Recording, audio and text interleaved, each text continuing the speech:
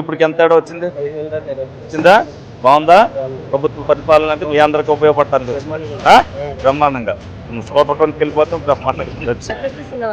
చెప్పారు జిఎస్టీ తగ్గింది, పండగ ఆఫర్ రెండు. మరి కూటమి ప్రభుత్వం వచ్చిన తర్వాత రేట్లు తగ్గితే మీరు ఆనందంగా ఉన్నారా? పరిపాలన బాగుంది, రేట్లు తగ్గించడం బాగుంది, రెండు బాగుందా? సంతోషంగా ఉన్నారు మీరు?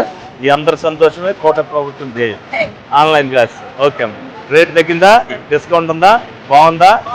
హ్యాపీయా? ప్రభుత్వం వచ్చిన తర్వాత కూటమి ప్రభుత్వం, సెంట్రల్ గవర్నమెంట్ స్టేట్ గవర్నమెంట్ అవచ్చు, అన్ని తగ్గించడానికి ప్రజలందరూ బాగుండాలని ఉద్దేశిస్తున్నారా? ఎంత తగ్గిందని చెప్తున్నారు? 28 అయితే ఇంకా తగ్గించమని అడుగుతున్నారా? ఇదివరకు ఎంత ఉండేదన్నారు?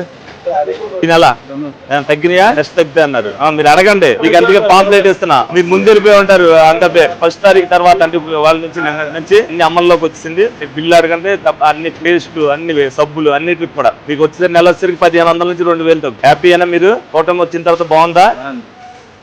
తగ్గింది ఫ్రిడ్జ్ ఆఫర్ రెండు కూడా. పచారీ పట్టి కూడా తీసుకోండి మీరు. ఫోటో ఇవాళ నుంచి అన్ని అయి తగ్గుతాయి. జిఎస్టీ వలన నిత్యావసర వస్తువులు తగ్గినాయి. ఏదైతే టీవీలు, ఫ్రిడ్జ్లు మొత్తం అన్ని కూడా, పేస్ట్, సోప్ అన్ని కూడా మీకు 1500 పట్టి కలిసి వస్తుంది. సంతోషంగా ఉన్నారా?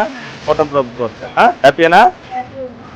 ఏదైతే జిఎస్టీ ప్రభావం వల్ల కూటమి ప్రభుత్వం వచ్చిన తర్వాత మోడీ గారి నాయకత్వంలో దేశవ్యాప్తంగా జిఎస్టీని ల్యాబుల్ని కుదించి 5%, 12% అనేది తీసేసి 12% లో ఉన్నాయన్నీ కూడా 5% తీసుకొచ్చి, అలాగే 18% లగ్జరీగా వాడే వాటి మీద 18%, 40% వేయడం జరిగింది. మరి పేదవాడికి న్యాయం జరగాలనే ఉద్దేశంతో ప్రతి ఒక్కరికి కూడా నిత్యావసర వస్తువుల మీద అవ్వచ్చు, చిన్నగా అందరికీ కూడా ఏదైతే వాడుకలో ఉంటాయో టీవీ, ఫ్రిడ్జ్ అందరూ కూడా కొనుక్కుంటారు కాబట్టి వాటి మీద కూడా జిఎస్టీని తగ్గించడం వల్ల మరి అలాగే విజయదశమి సందర్భంగా అనేక షోరూమ్లు సందర్శన జరిగింది.